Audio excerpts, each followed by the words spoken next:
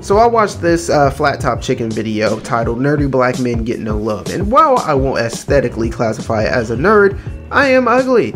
And I realized with all these Giga Chad stories on YouTube, it would be a great counterculture video to talk about my experience being ugly in high school.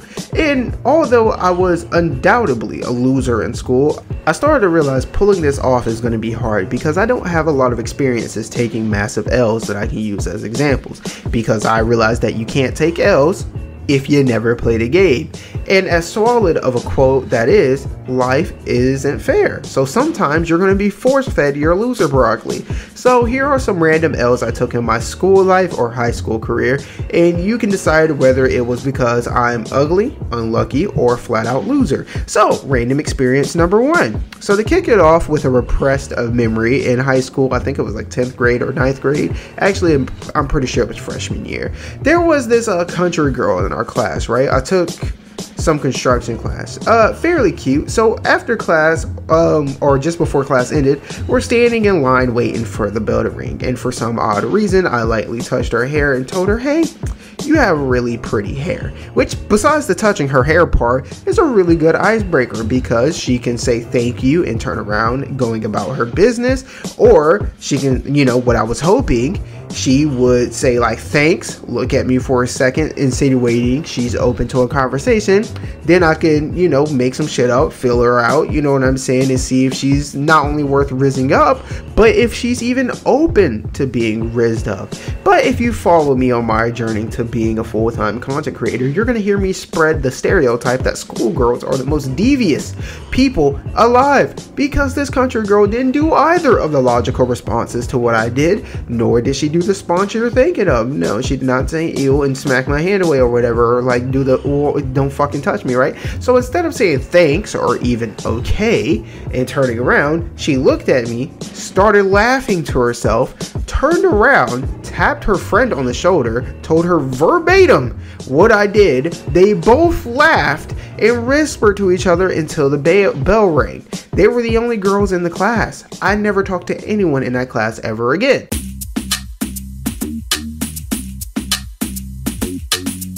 So this takes place sometime junior year or near the end of sophomore year. Anyways, junior year I started socially regressing, so I was unknowingly doing things that would stop, you know, that from happening. And that leads us to this situation. So at lunch I was sitting with my country friend Donnie, and Donnie isn't modern country, he's old school redneck country, right? But not old school enough to be overtly racist. So we sat at lunch together, and eventually a new guy transferred to our school and joins the football team. At the time I was still a wide receiver, and Donnie was a wide receiver also, and the new kid was, you know, a wide receiver. So he came, you know, he was a part of our group in football and things of that nature. So he came to lunch and sat with us. He somehow got the same lunch of us, and we had a cool little lunch group. At some point during the semester, a girl we're going to call Holland starts sitting with us, and I remember her being really tall, but I'm sure she was actually my height at the time, and I was 5'6", which is really tall for girls our age, especially at our school. But besides height, she coincidentally had a country build, pretty much how you'd imagine a Texas farm girl, you know, thick thighs, fat muscle booty, except this girl didn't work out, so it's probably just fat, tight belly, so on and so forth, you know, like the belly, like, you know what I mean, right? I'll have a picture up or something. And she sits in front of us, and she was, you know, kind of cute. You know, some of these country girls got a face on them. And you know, she pulled up to the table with the icebreaker that she knows Donovan, and she's here to, you know, just be a part of the group and talk to her buddy Donnie. After talking to her for a week or so, I was like, hey Donnie, I'm trying to get with your friend, you know, I'm trying to fuck with her. And I don't know what I asked him specifically, or if I even asked him to do anything, but little did I know, or I was surprised to find out the next day, you know, he came to the lunch table and told me that she doesn't date black guys, and she's actually trying to date the new kid that sat right next to me. You thought I was feeling you? No. That nigga a munch. Nigga eat it, he ate it for lunch. Bitch, on my body, I get what I want. Like, you thought I was feeling you? No, I was feeling you. That nigga a munch. Yeah, that kind of crushed my soul. It was dead ass the only girl in school during that semester that talked to me under normal circumstances. And she didn't want me, she wanted my friend.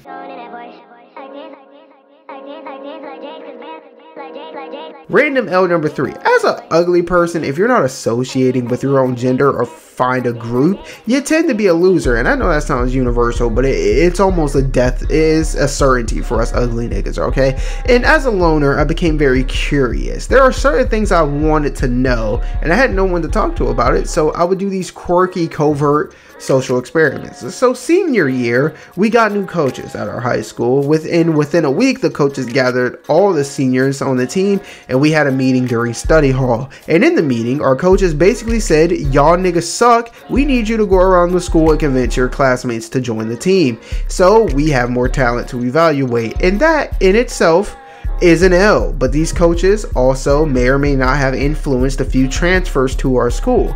And I got a class with one of these guys. We're gonna call him Jack. Now Jack was a Florida Jet, Jax to be exact, and he was exactly how you picture a Florida athlete. Skinny kid with an unnecessary amount of muscle definition. And we had a very relaxed teacher. Girls would frequently either flirt or kick the tire. Whoa, I worded that terribly.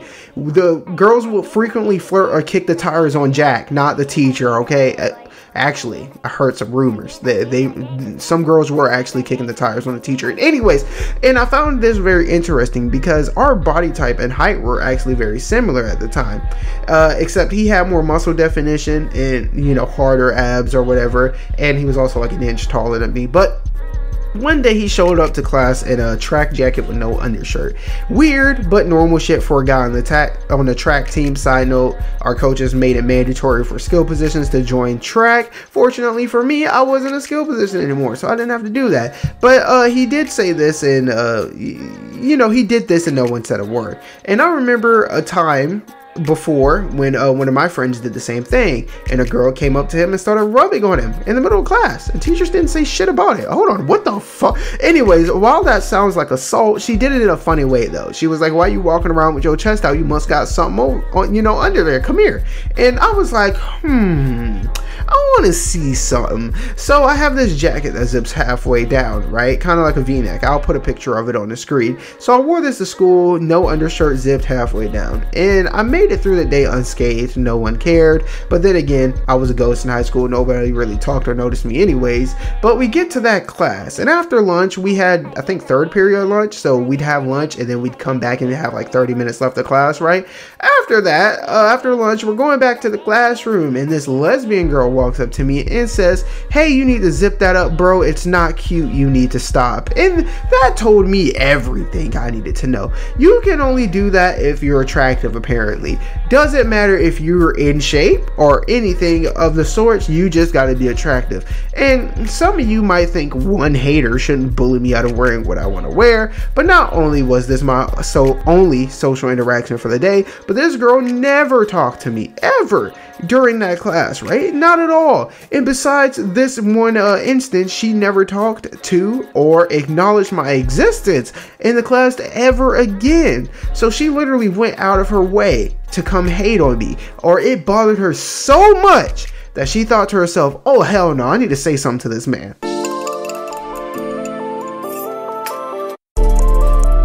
When I'm bigger, I'm gonna make a docu-series talking about my come up and some of the more dilemmas I went through. So not to spoil too much, in 9th grade or in 9th grade and early 10th grade, I got in this love triangle, and as you know, those never end well. So there was this girl I was super into, and she knew about the love triangle, so naturally things didn't work out.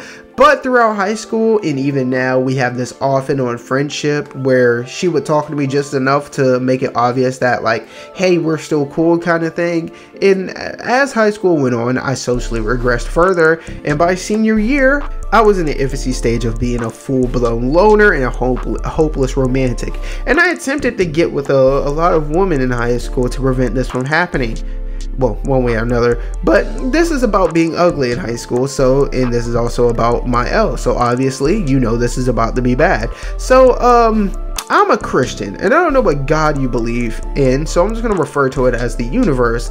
Yeah, the universe has a weird way of trolling me, because at one point, my love triangle, you know, was over, obviously, but I was still head over heels with the girl with this girl, right?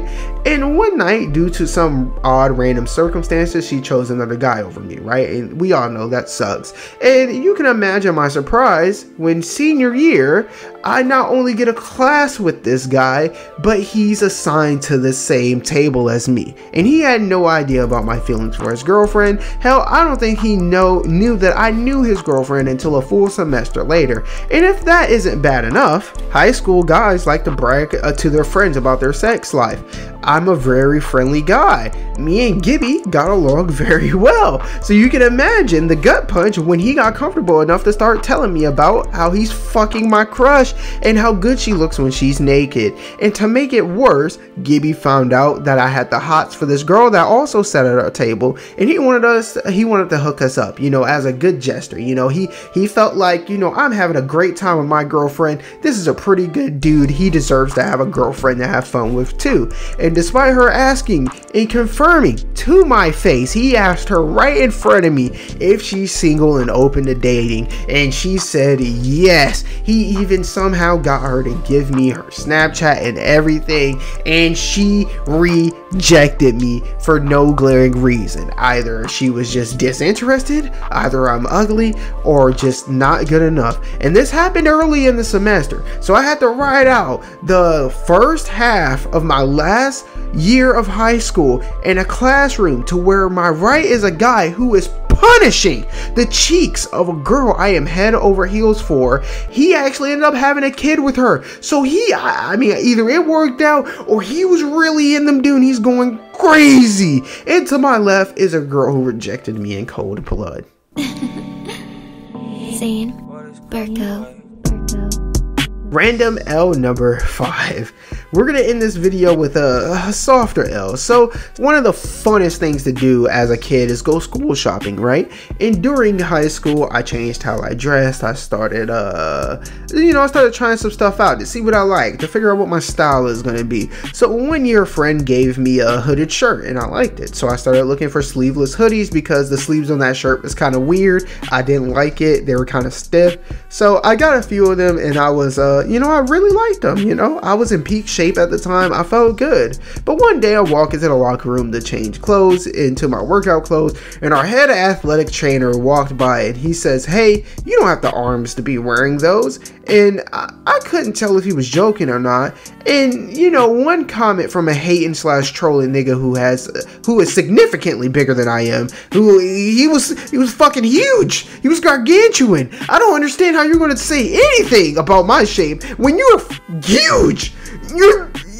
Anyways, a comment from someone like that shouldn't bother me, right? Especially if he was probably trolling. But when it's literally the only comment you get the entire day, and the rest of your day is literally worksheets and maybe casual lunch banter for 25 minutes, and you might not even be part of it. You probably are just giggling and that's it. It really fucks with you because that's your only social interaction of the day, is somebody talking shit about you, and not only what you're wearing, but just not even like it wasn't even what you're wearing looks stupid. It's you don't look good in what you're wearing. That's even worse. You're not saying, somebody says your fit is trash, you can just change your outfit. But no, motherfucker had the goal to tell me the fit is fire, you just can't do it. You just can't pull it off. What kind of fucking shit is that, right? Look, I took a lot of L's in school and things of that nature. There's probably more I could talk about. A lot of them were little L's and things of that nature because I wasn't a big risk taker. I found out pretty early in high school that I have to be very selective with where I shoot my shots because a lot of them are going to get rejected. They're not even going to get in the air. They're going to get padded. They're going to have 5 fingers, a palm, and a goddamn wrist on the basketball before I can even, finish my fucking shot, right? And they won't even give it a fucking chance. So I was very selective. So I took a lot of minor L's. It's kind of one of those situations to where, like, if I pointed out one, you would be like, oh, it's not that bad. But as you start to see the accumulation of just L, and it's so so many little L's. You know, it's death by 1,000 cuts. And yeah, but that was just high school. I went over 6 in college, and I was only there 2.5 years. So yeah, I've taken I took some L's at work too. For sake, it was terrible. You know, from 2016 to now, it has been horrible.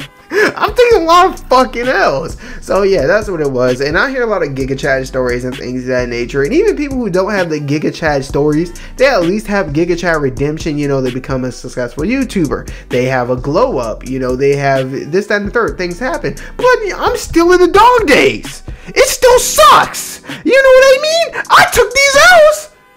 And I ain't getting there's no consolation prize. I'm still broke. I'm still struggling on YouTube. I still work a shitty job. And you know what I mean? Like, it's just terrible. So, yeah, that's just the words of my man. 15 minutes of L's for me. And, yeah, share some of your high school L's. I know some of them might be a little worse than mine. Some of them might not. But it's good to see. You know, sometimes you got to talk about these L's to let the people know that, you know, people like to live vicariously through the videos, whether they mean to or not. You know, it helps enjoy it. You know what I mean? So hearing those stories are very refreshing to us who have nothing but L's to look back on, right? But also seeing somebody else who took a lot of L's also, you know, has to resonate. It kind of builds that that bond and whatnot. But anyways, this has been some consciousness. If you're hearing my voice right now, you've done way more than enough to keep this series going.